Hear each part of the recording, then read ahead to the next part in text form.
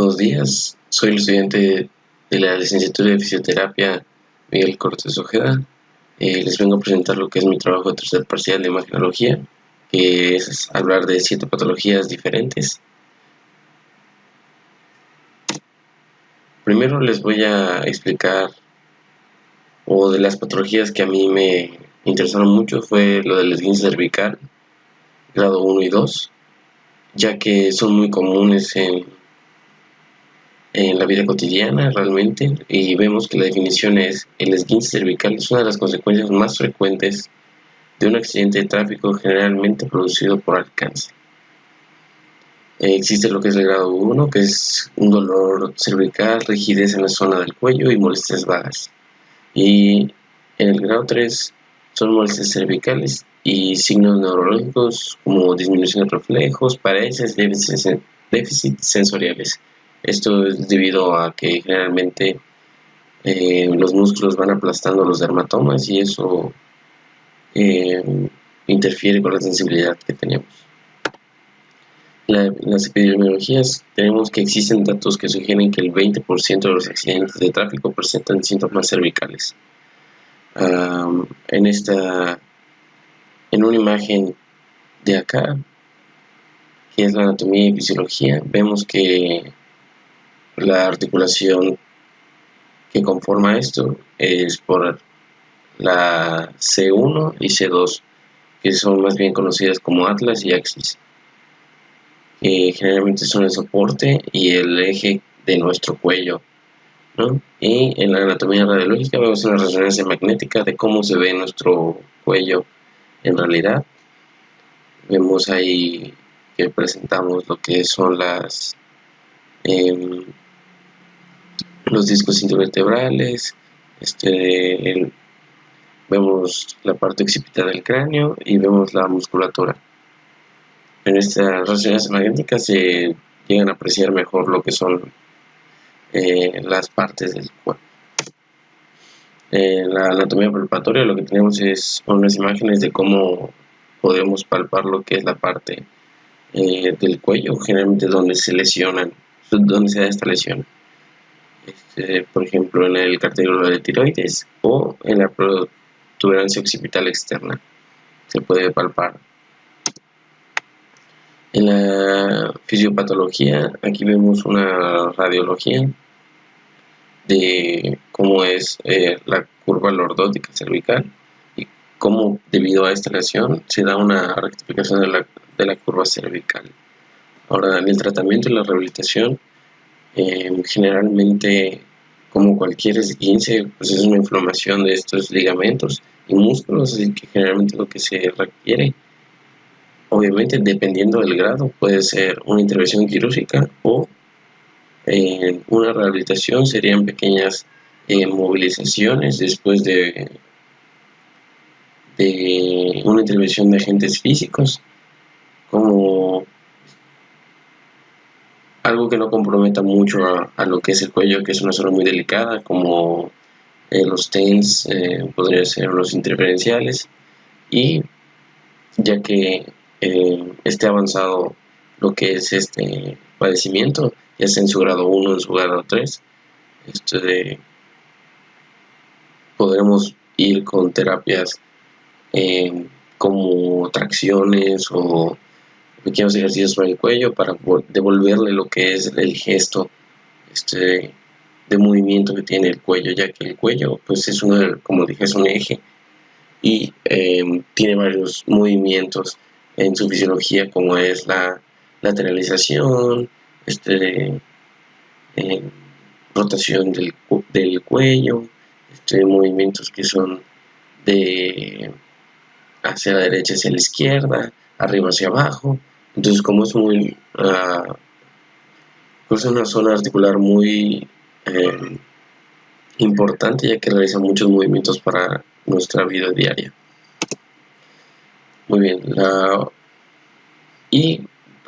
importante, el pronóstico de estos generalmente en el grado 1, después de una buena intervención fisioterapéutica rehabilitadora, más o menos son como de 13 a 4 semanas, y la del grado 3 sí puede durar hasta de 4 a 6 meses, dependiendo.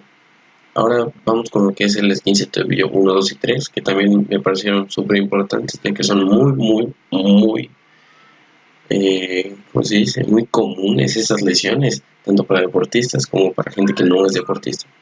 En el esguince de tobillo vemos que existen 3 tipos de grados, como ya lo había mencionado antes, y se dan por el grado 1, el estiramiento de ligamentos sin desgarro, una leve hinchazón y dolor, mínima o ausente incapacidad funcional, sin estabilidad articular.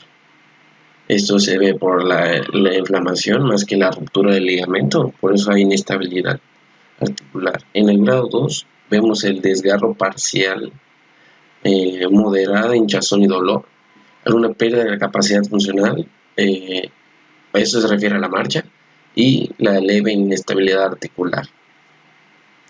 En este tenemos la característica de que es un desgarre parcial, no todo el ligamento está comprometido, así que no es tan grave. En el grado 3 ya involucra lo que es el LPAA y al LPC. Hay una severa hinchazón, dolor y equimiosis, incapacidad para cargar el peso e inestabilidad articular total. Esto quiere decir que el ligamento está completamente roto. Entonces, la articulación obviamente se compromete y ya no hay una correcta congruencia articular y ligamentosa. Vemos que en la epidemiología el traumatismo es más frecuente con la atención primaria y en urgencias. Entonces la tasa de consulta de esta es de 12 a 1000 pacientes al año. De los pacientes atendidos en urgencia presentan del 10 al 20% una ruptura completa del ligamento, de un 8 a 20% una fractura ósea y de un 5 a 24% la afectación de la sindesmosis tibioperonea. El 80% la afección de estos tras un mecanismo de inversión forzada o supinación, o sea, de lo que es la ruptura del ligamento. A eso se refiere la inversión forzada o la supinación forzada. En la fisiopatología tenemos que los mecanismos mixtos se asocian a varias posturas del pie. Pueden lesionarse en cualquier estructura de contención anteriores, laterales y posteriores, arrancamientos óseos y fracturas malleolares. O sea, esto es todo lo que puede ocasionar esta patología o en un grado mayor. Aquí vemos unas imágenes radiológicas. Esta es la de, vemos lo que lo conforma, lo que es la zona de la articulación del tobillo, ya que, por ejemplo, el astrágalo, eso más del pie, pero vemos que están el astrágalo, el retináculo flexor, el retináculo peroneo, el calcáneo, el cuadrado plantar, el ave de hallux, flexor corto de los dedos, ave de quinto del dedo, y en la parte posterior derecha, en la parte superior derecha, vemos un esguince grado 1, es de una resonancia magnética. Vemos lo que es un esguince grado 2 y el grado 3. Generalmente en el esguince grado 1 no presenta un hematoma, solo es una pequeña hinchazón. En el grado 2 sí se presenta un hematoma, y en el grado 3, como ya es una ruptura y una irrigación de sangre interna, pues el hematoma es más visible y se denota más rápido que en los otros. Una aclaración: en todos los grados de esta patología va a haber un efecto inflamatorio en el cuerpo. El tratamiento de la rehabilitación de estos el mejor tratamiento es el RICE, que quiere decir Rest, Ice, Compression and Elevation. Eso en español quiere decir descanso, hielo, compresión y elevación. Esto va a ayudar mucho a lo que es la deshinchar y quitar el dolor a la patología, o más bien al esguince como tal, ya sea grado 1 o 2. Le va a quitar muchísimo lo que es la inflamación y el dolor. Entonces, ya como un fisioterapeuta, quitando el dolor en esta, te puede permitir tener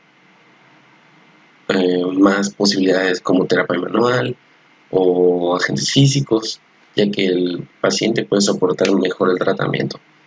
Ya en un grado 3 sí hablamos de una intervención quirúrgica, ya que pues obviamente la sección articular está comprometida, y también necesitamos ejercicios de propiocepción para volver a agarrar el gesto eh, articular y musculoesquelético de toda la articulación, y que no haya un mal apoyo de esto a las fases de la marcha y podamos caminar, y que toda la cinemática y la biomecánica de la articulación se recupere al 100%. Los pronósticos que tenemos para esta patología: en el grado 1 tenemos una semana, en el grado 2 tenemos de 4 a 3 meses de recuperación, y ya el grado 3 sí son 6 meses después de la intervención quirúrgica. Eh, en la fase postoperatoria empieza a arrancar lo que es el periodo de los 6 meses, y aún así no es seguro que se recupere al 100%. La otra patología es la fractura de clavícula, que vemos que la definición es: la fractura de clavícula es cuando se rompe este hueso, o sea, el hueso que está arriba del esternón, bueno, que une toda la parte del esternón y la parte de la articulación glenohumeral. La epidemiología, pues estas fracturas son muy comunes en los deportes de contacto, es el básquetbol, el, el fútbol americano es muy común, igual, de hecho es súper común en los niños en una etapa más o menos de 7 a 10 años, ya que los niños experimentan mucho en su medio ambiente y eso determina muchas caídas, etcétera. Y eso, ¿cómo se llama? Son propensos a tener esta clase de fracturas en esta etapa de su vida. Aquí vemos en la anatomía los huesos, ligamentos y músculos que conforman esta parte. Aquí vemos la articulación glenohumeral, pero se puede apreciar bien lo que es la clavícula, que es esta parte de aquí. Y en la anatomía palpatoria vemos que es muy sencillo identificar lo que es la clavícula, ya que está abajo del ligamento, uno de los ligamentos más importantes del cuello, que es el ECOM, que es el esternocleidomastoideo, y obviamente está unido al esternón, que es la parte en medio del pecho. Es súper sencillo ubicarlo, no hay gran ciencia en buscar cómo es la palpación, pero pues la escotadora supraesternal y la articulación esternoclavicular te pueden dar una buena referencia de dónde está este hueso. Aquí vemos el hombro y la clavícula sanos comparados con una fractura bilateral de clavícula del grupo 1. Aquí se puede apreciar claramente la fractura de la clavícula. Bueno, las dos fracturas de hecho de la clavícula se puede apreciar muy claramente, y pues aquí podemos denotar cómo es que el hueso esté separado. Y el tratamiento y la rehabilitación de esta patología, pues no hay un tratamiento, ya que podría decirse que es un hueso que no tiene mucho movimiento. Sí tiene mucha importancia, ya que une a dos segmentos grandes, hablando de hueso, así que no es una área que se pueda manipular mucho. Entonces generalmente es operación, es una intervención quirúrgica, no hay de otra manera, y después, posterior a la operación o a la intervención quirúrgica, ya se puede hacer rehabilitación, ya sea con agentes físicos que no comprometan a lo que es la reparación ósea, sino más bien que la aceleren, como por ejemplo serían corrientes galvánicas, el láser, podría ser hasta una magnetoterapia, dependiendo mucho del grado de ruptura que tenga el paciente. Y posteriormente, ya que haya un callo en el hueso de curado, se puede hacer un poquito de terapia manual para que se cumpla lo que es la ley de Wolf y sea muchísimo más rápido esa reparación, entonces, y que el callo pues se convierta en hueso. Igual, por último, tenemos la fractura de la tibia. donde tenemos la definición de la fractura de la tibia. Es una de las fracturas óseas más frecuentes. Suele producirse por impactos de alta energía como accidentes de tráfico, atropellos o lesiones deportivas. Como les dije, yo escogí estas patologías porque son muy comunes. Se me hace muy importante que la gente o que las personas aprendan o se informen de cómo pues tratarlas y de qué las ocasiona. Volviendo al tema, en epidemiología, en personas que han sufrido accidentes de tráfico, como ya había mencionado antes, en deportistas que se han golpeado directamente en la zona, aunque en realidad las causas pueden ser muy variadas. Pues vemos que la tibia como hueso es un hueso que conforma dos articulaciones, lo que es la rodilla y lo que es el tobillo. Entonces, tanto fisiológicamente no tiene una función específica, sino es ayuda a que estas dos articulaciones, como la rodilla y el tobillo, tengan sus funciones fisiológicas. Además de que muchísimos músculos, como vemos en pantalla, pasan por lo que es la tibia y el peroné para pues darnos estabilidad. Además es uno de los huesos más duros que tenemos en el cuerpo. Aquí podemos ver lo que es el cuerpo de la tibia, el cóndilo medial, la meseta tibial. Tenemos el malleolo medial, que eso conforma ya. Tenemos la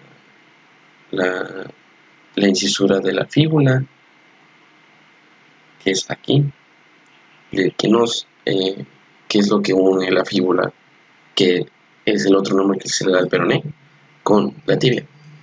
Aquí vemos unas imágenes radiológicas de cómo es una fractura. Vemos que yo diría que es de tipo espiroidea, pero también puede ser que sea oblicua. Pero a mi parecer es más espiroidea. Es completa, no es conminuta. Como les había dicho, es una fractura espiroidea. Y aquí la comparamos con la tibia. Una tibia sana, vemos cómo se conforman las dos articulaciones que les había mencionado antes y pues cómo cruzan. Además de que también están dos músculos muy importantes antigravitatorios como son el sóleo y los gastrocnemios. Ahora, en el tratamiento y rehabilitación, también, como es una fractura del hueso, no tenemos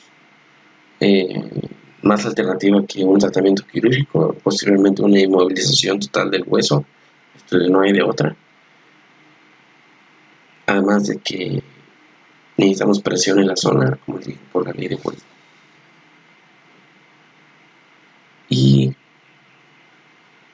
posteriormente, igual que la fractura clavicular, después de ya una formación de callo en el hueso y obviamente con el permiso del médico y del ortopedista, posteriormente podremos ayudarlo con agentes físicos y pequeña terapia manual para acelerar este proceso de regeneración ósea y que el paciente pueda volver a su vida cotidiana.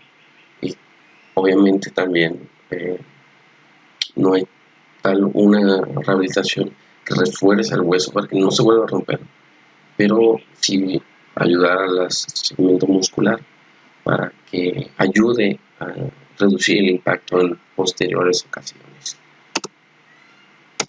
Bueno, eso es todo.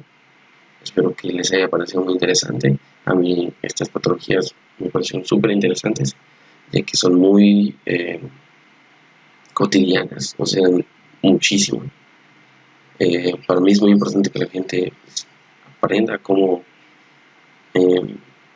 o tenga un poquito más información de estas, ya que pues pasa muy a menudo y generalmente no saben qué hacer. Entonces, muchísimas gracias. Espero que tengan una bonita tarde, noche o mañana. Y eso es todo, amigos.